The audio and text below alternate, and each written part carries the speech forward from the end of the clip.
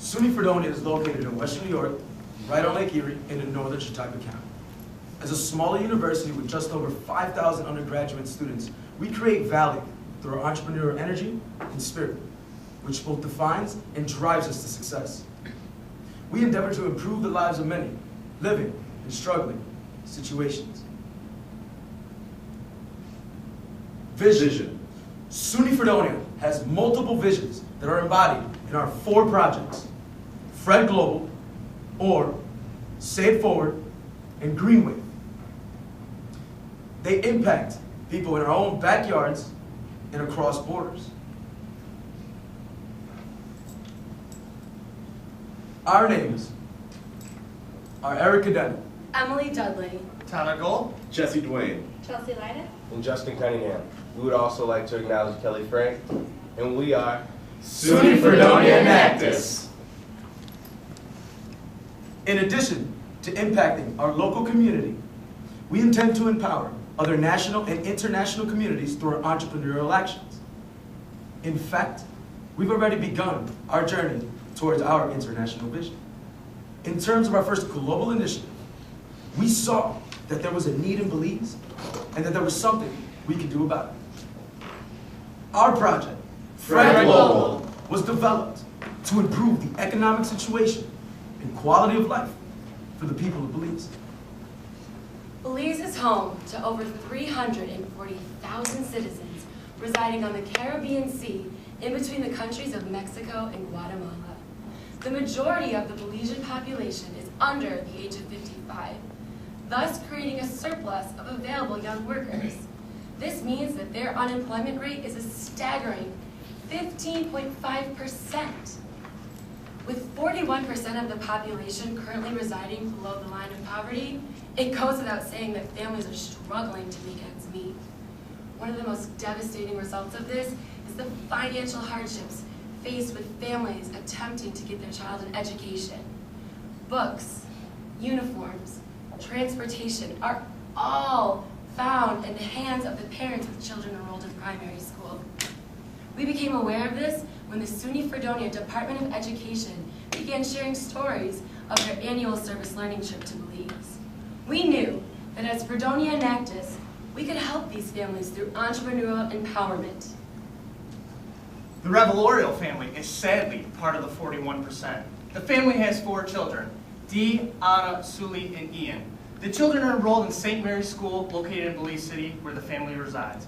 In order to survive, the family heavily relies on earning income through selling handcrafted goods to tourists, a common source of income for many Belizean families. The vendors are completely dependent on the weekly schedules of incoming cruise ships. On the days where there are no cruise ships, there are no tourists. This means for many, taking their business somewhere else. For the Revelorial family, this means taking their children out of school, getting on a 2-hour-long water taxi, traveling to the island of San Pedro, and living out of a motel room for several days out of the week. The Revelorial children are constantly being pulled out of school, and as a result, are rapidly falling behind their classmates. The family relies on traveling to San Pedro in order to provide for their children, but in doing so, they're sacrificing their education. So the underlying question we had was, what could we do to help? We took action. In fall 2013, we began brainstorming ways that we could help families such as the Revelorios through entrepreneurial empowerment. As students, we know that the best plan can only be found after conducting a thorough body of research, and thus, we went to Belize. While in Belize, we were able to meet with government officials such as Jackie Costolo, the Creative Industry Development Officer at the National Institute of Culture and History. While meeting with Jackie, we discussed her ongoing projects in Belize, as well as ways we as Fredonia Enactus could help her expand her outreach through Niche in Belize. We were also able to meet with members of the Belizean Rotary, artisans, vendors, parents, and educators. When returning to Fredonia, we determined that the best course of action would be to comprise a series of workshops covering topics such as brand development, financial management, grant writing, and professionalism. We plan on sending these workshops to Belize in January 2015, when Fred Global will take these workshops to the many entrepreneurs we were so lucky to meet this past year. We will then instruct these workshops to many artisans to continue instructing them and spreading the message of entrepreneurial empowerment throughout the country of the Belize for years to come. Upon returning home from Belize, we realized that the world was smaller than we thought. The needs of Belizean artisans were incredibly similar to those of our own local artists. So, we took action. We found that there was a lack of entrepreneurial skills among many of the local artists and artisans in northern Chautauqua County. Thus, we developed OR. O. Opportunities. R. Resources. E. Empowerment. The goal of OR is to connect consumers with the many great works of art created by our local talented artists and artisans in northern Chautauqua County, while also empowering those artisans with the entrepreneurial skills they need to become self-sustaining enterprises. We accomplish this through a series of workshops and our e-commerce platform on the website for OR. In 2010, nonprofit arts organizations such as this pumped an estimated $60 billion into the U.S. economy, supporting over 4 million jobs across the country. In northern Chautauqua County, we've recently suffered the loss of over 400 jobs in just the past 30 days alone, causing a massive need for entrepreneurs in the area. Local artist Shauna Beckenstein is a student at SUNY Fredonia who plans on staying in the area and working in art when she graduates in May. But in the current economic climate, she wouldn't be able to support herself on her artwork alone, forcing her to find work unrelated to her passion. So how did we combat these noticeable needs in our community? Well, first, we developed a collaboration with the SUNY Fredonia School of Business and School of Visual Arts, which allowed us to create a team of both art students and business students whose differing perspectives have been a driving force of our success thus far. Second, in order to foster more of a spirit of community and the spread of ideas among artisans in northern Chautauqua County, we developed networking events, which allows artists to meet other artists from the area that they've never had the chance to meet before. And the spread of ideas is a very powerful thing. And third, with the help of a women's empowerment grant from Walmart, we were able to develop workshops and seminars which assist these artisans in learning essential entrepreneurial skills such as marketing and branding. We have successfully test ran our branding workshop. We've all heard the difference between teaching a man to fish and giving a man a fish. Here, we aim not only to give metaphorical fishing lessons, but also conduct in-depth analysis with the artisans on their needs and conduct seminars that help them learn the things that they need. And we don't stop there. We have in the works seminars spanning from website design all the way to paper making and everywhere in between. We successfully test ran our branding workshop with local artists and artisans. This workshop aimed to teach the artisans special skills such as how to identify their own personal brand and also identify the wants, interests, and needs of their target consumers. We plan on implementing it to a larger audience in the coming semesters. Through this collaboration, we've learned as much from the artists as they have learned from us. And that is true empowerment. Now, in addition to helping our local community artists, we wanted to impact the youth as well. Say it forward. Every day, 160,000 kids skip school because they're afraid of being bullied. 1 in 4 kids are bullied on a daily basis.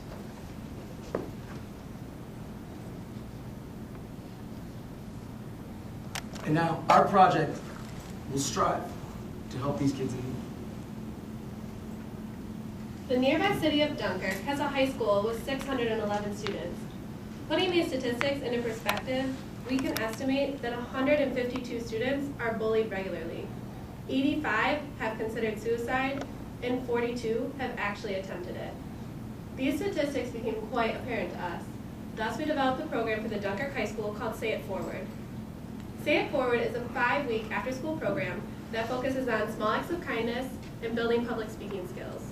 Our intention was to differentiate our program by building students' confidence, empowering them to take action, and allowing them to see their full potential.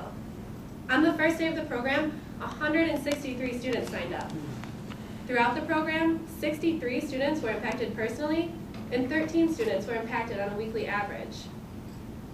As part of the curriculum, students work to build their public speaking skills through improv marketing of random objects and interpersonal networking among other students. We also had the students write small acts of kindness on slips of paper that we then spread around campus. The Dunkirk High School students produced 102 small acts of kindness using the hashtag SayItForwardDHS. SUNY Fredonia then mimicked the exercise, producing 371 slips of paper using the hashtag SayItForwardFSU.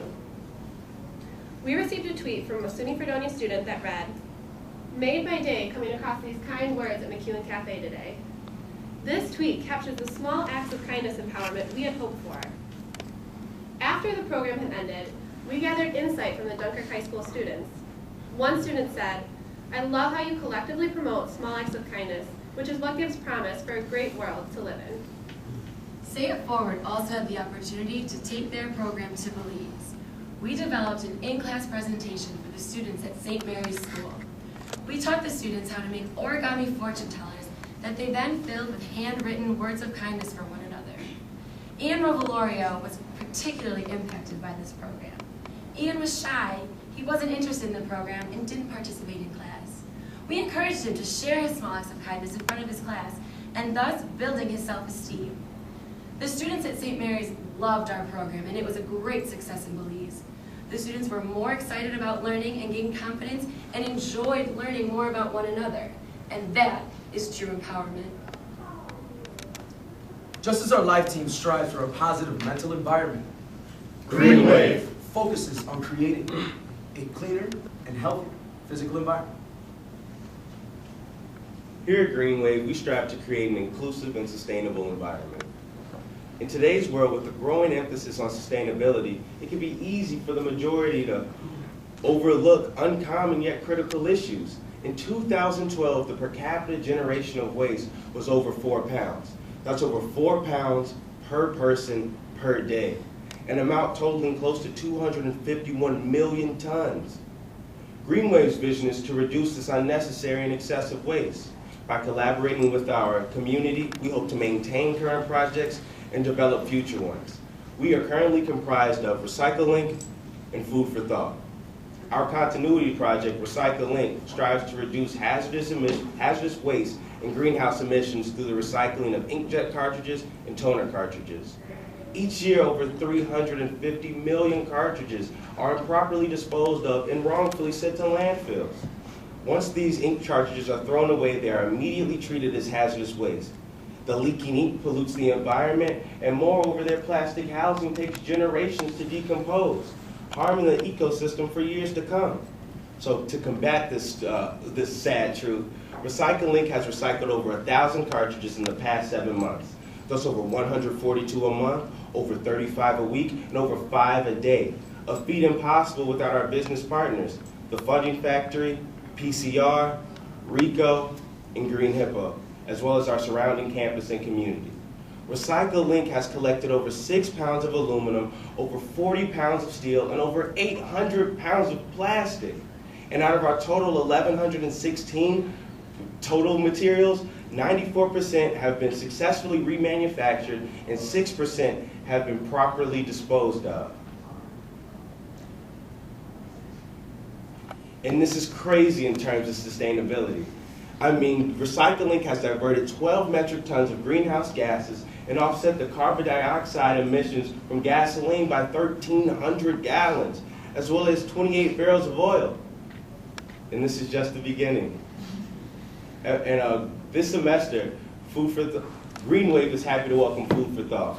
According to the EPA Solid Waste Report of 2012, solid food accounts for 15% of all solid waste in landfills, a number that's quickly increasing. So Food for Thought is currently implementing a collection system inside the Dunkirk Central School System, as well as SUNY Fredonia, to combat this very waste.